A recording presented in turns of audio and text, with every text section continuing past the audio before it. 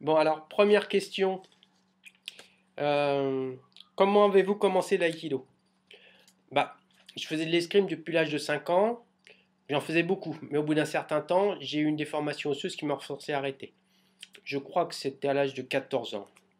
On pensait à l'époque que c'était un cancer osseux, mais en fait, c'était dû à la pratique de ce sport qui sollicitait trop un côté du corps par rapport à l'autre.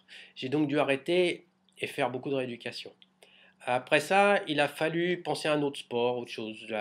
La condition étant qu'il utilise les deux côtés du corps de façon symétrique. On m'a conseillé la natation, mais cela ne m'intéressait pas vraiment car je voulais continuer les arts martiaux.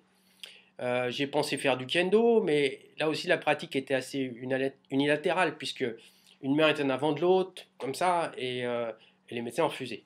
J'ai donc dit à mon père que je voulais faire de la boxe ou du karaté, et nous sommes allés assister à un cours de karaté dans un dojo près de chez nous. Après 5 minutes, mon père a dit: mon fils, ce n'est pas pour toi, rentrons à la maison. Et nous sommes partis. Heureusement, le Budo 11 de la rue Servant, dans l'11e arrondissement, juste à côté de chez nous, à Paris, proposait des cours d'aïkido. J'ai donc traîné mon père pour aller voir un cours là aussi. Et nous nous sommes assis. Puis au bout d'une heure à observer le professeur, qui n'était autre que maître André Noquet, mon père a dit: ça oui, je suis d'accord, tu peux le faire. Et d'emblée, il m'a inscrit. J'ai donc commencé l'aïkido avec maître Noquet, tout à fait par hasard. Cela devait être autour de 1975-76, j'avais donc comme 15-16 ans à peu près. En fait, Maître Noquet est resté très peu de temps au club, il est parti 3 mois après mon inscription. C'est Jacques Mathieu qui a repris les cours après lui.